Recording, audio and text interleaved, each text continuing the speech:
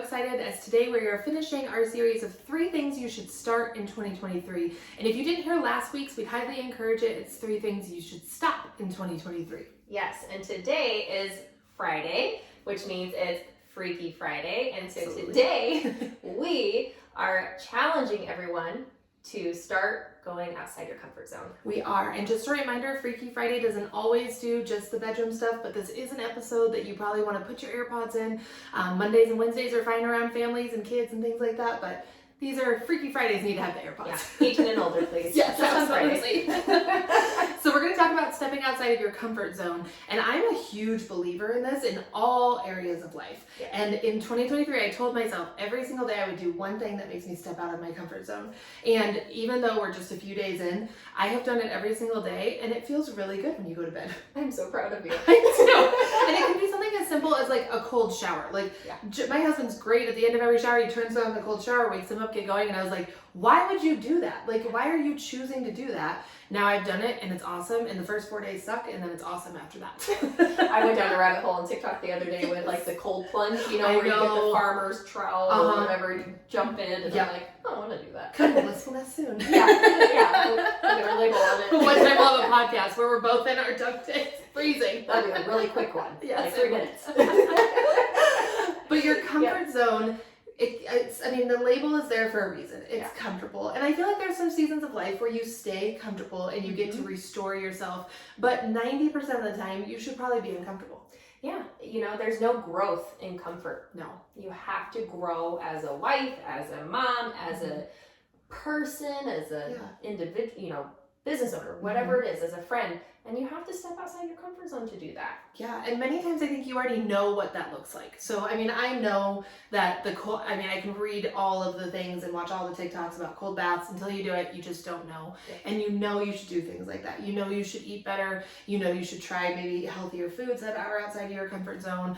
We talked about playing with kids on Monday, which is outside of both of our comfort zones. And so, but we always feel better when we make the harder choices. Yeah. Like sometimes it's hard to get going on the harder choices. You know, and it's nice when it's done because you're like, I did it. Yes. There's a sense of pride there. There is. I love going to bed at the end of the day knowing that I did my very best that day. Yeah. And I did something weird and different. Yes. That day. No, and you know what's so funny too is I love to do this with my meals. So like I'll always push we always get in those ruts where everything is the same, just like your sex life, you know? And so I'm like, oh, how can I spice this up? Yes. You know? So I relate everything to food. That's just me. But, you know, in terms of your intimacy and your sex life, how would you, like, give us an example, Amy? Like, I think that every woman has something in her brain that she's like, I wonder. I wonder if this would be good. Or, you know, you read 50 Shades of Grey and you're like, you know what? That piqued my interest right there. That's not too bad. And sometimes it's nerve-wracking to start on the intimacy side of things. So I think it's always important too is step out of your comfort zone in your friendship with your husband too. Like when you go on a date, like Jesse and I, and you've brought it up too, like we love to lay down at night and watch Yellowstone. Like that sounds really fun to us. But we have better conversation and we have better moments together when we go and do something fun and crazy. Top golf, axe throwing. I can't get him to do karaoke, but like we're still trying. You know, I got my husband to show up that night. You did. And I'm like, oh, thank you. You did it. But he didn't get up there. So I think it starts with a little bit of craziness before you even jump into the intimacy side of things. Because go try a new restaurant that is maybe some food you've never tried before, or go for a walk or go for a run together or things like that. But make your dating life more spontaneous and weirder. Does that make sense? No, Like make it weird. Perfect sense. Because, you know, I think we get so tired, you know, and it's like, oh, let's just watch a movie tonight. Yeah. Well, how about, you know, my husband and I, he's like, hey, let's go to Dollar General and get some snacks. And I'm like, okay, you know, love that. Food is my love language. And it's just something simple like that. He's like, hey, let's go to Home Depot. And I'm like, okay, you know, like you do things that you never normally do. And I'm like, well, I want to stay home. And now our kids are older where they can babysit the younger ones and they can be home alone for a short period of time. And so it makes it a little bit easier when you're trying to date or, you know, build that friendship with your spouse. But you definitely, you know, like we talked about on Monday, playing with your kids, you really need to play with your spouse. And we're not talking inappropriately. Yeah. We're talking on a friend level. Yeah, you do. Enjoy one another. Exactly. And we don't get comfortable by sitting and watching screens. No. We just don't. I mean, you might watch a TED Talk that gives you some inspiration or things like that, but you have to go do in the world. And if there was a magic wand that I could use to cure just about anything for women, it would be our exhaustion. Like at the end of the day, we've really given all we've had. Could you imagine if moms didn't have exhaustion? Like this world would be rid of every problem. Everything like it would be amazing. I constantly think about that. I'm like, why do we need sleep? Yeah, You know? exactly. I know. Joey was asking that last night when I put her to bed. She was like, but why? I hate sleep. And I was like, you will learn to love it. You will appreciate that nap time there. But you're right. It's just like on Monday when we talked about playing with the kids. You're supposed to play with your husband. And we have a whole series coming up about being best friends with your husband and things like that. But this is a person that you've chosen to be with the rest of your life. And don't you want to have fun with them? Yeah. And you're not going to make a memory on your couch. Mm-mm. I mean, maybe you will. Well, But I mean, in some ways you can. but it's so fun to get your spouse out in public and just kind of watch sometimes that like my husband is such an introvert, so I love when people come up and just like chat with him or give him a hug and he's like, oh my god, you know. And how much fun is it when you catch your husband's eye across the room? Oh, I love that. I love that, where you have just that little smile of like, he's mine. Yeah, yes. It's so funny because my really good friend, her husband, he flips his hat backwards anytime he wants to get lucky that night. Oh my gosh, I and love so that. they just look at each other across the room, and so now the inside joke is like, oh well, his hat's backwards. Yeah, gotta go. And I'm like, it's things like that that just keeps that love and that spark alive, and you know, whatever it is that you have with your spouse, you know, and get out of that comfort zone, get off the couch and get out, go do something, you know, and not saying you have to leave the house, you know, but do a candlelight dinner after the kids are in bed, or get a sitter, or, you know. Yeah, and I think I was just telling a teammate of mine today that I still feel like I'm coming out of the little kid fog, and I didn't know how bad that was until you're out of it. And sometimes there's just seasons of life where you can't go out. And like we were sick for like 6 to 8 weeks. We just didn't go out. So all of our date nights were at home.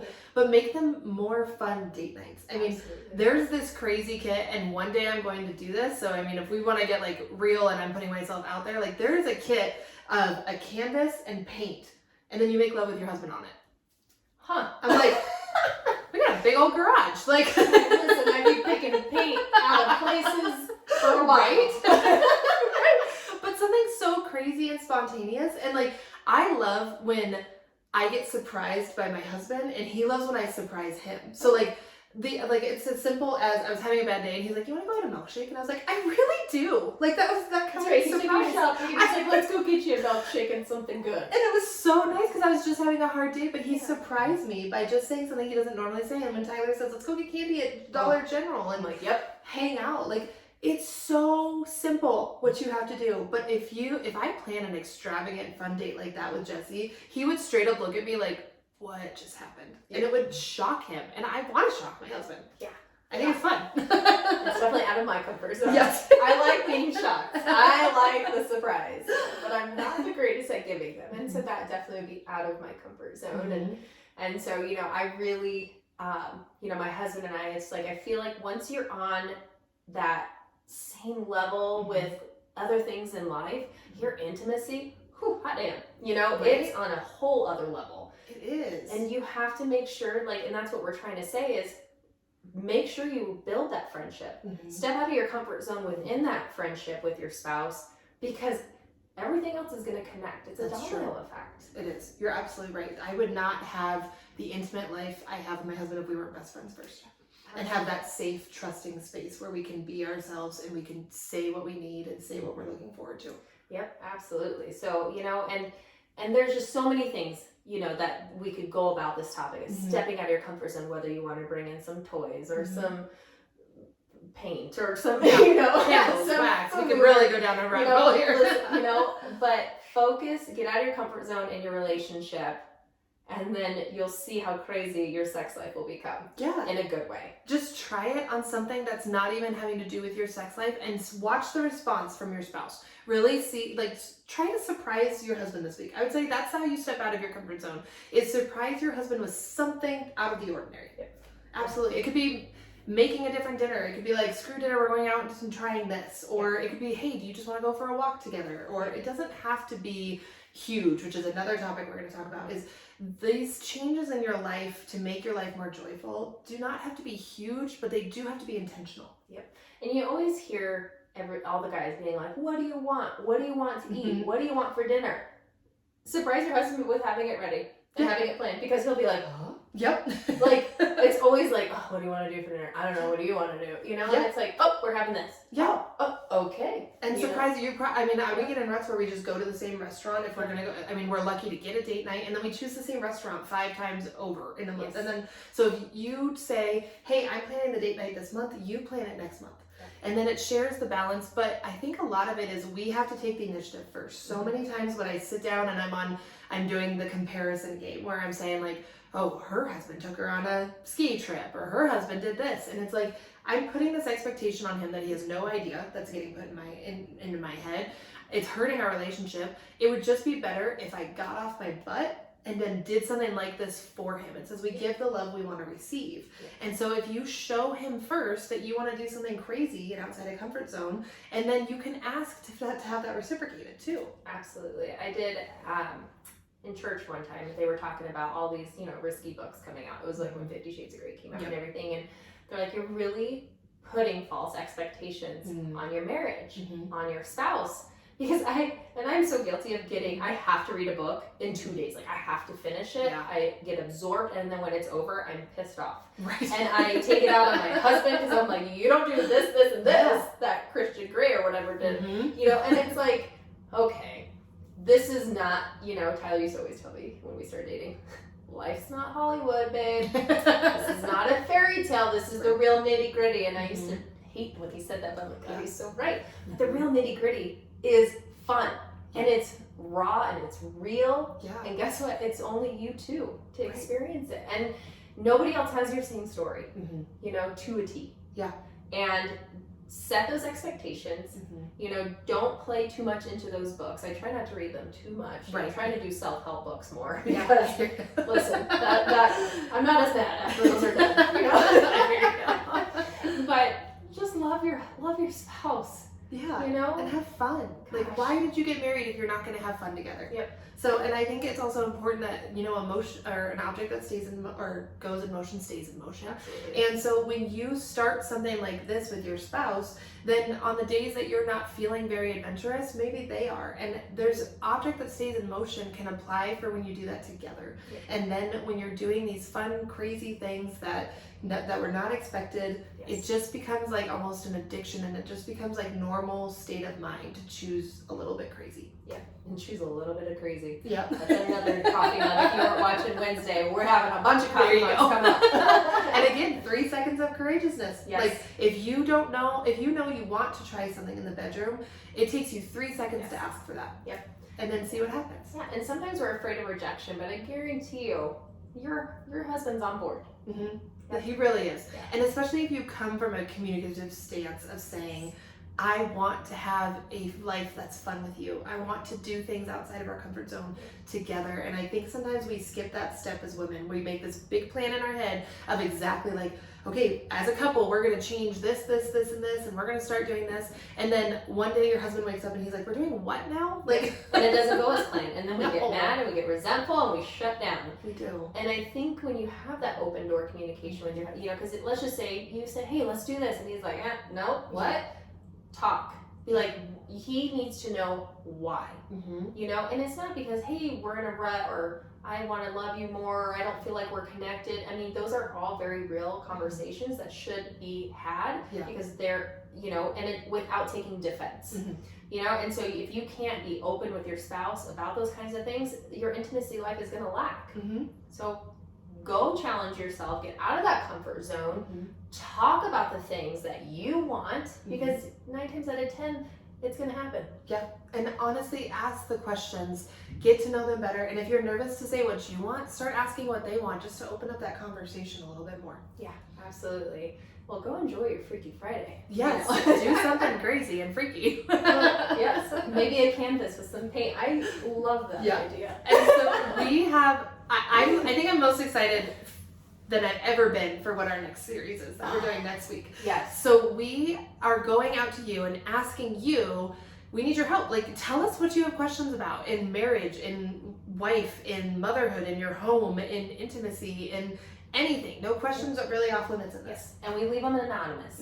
So you can submit them, through our DMs. You can email us, hello@yourblissfulnest.com. You can also send a comment and underneath this podcast or this video, and we'll answer them. And we'll read your questions out loud anonymously. We won't say who submitted them. And we'll answer them and we'll talk about them. Yeah, there's got to be some question in your head that you're like, I've always wondered. Send it over. No question is wrong. Absolutely. None of them are. Yep, it could be something as spicy as the bedroom. Yeah. It could be something like, hey, I'm really struggling with this friendship, relationship, or business thing in my life. Yeah. Or it could be motherhood. It's free advice from two real people that are going to be authentic with you. Yeah. And you know what? If we don't have the answers, we're going to research it for you before. Yep, absolutely. Don't hesitate. Reach out. We would love to help answer your questions. Yes, TGIF, guys. Happy Friday.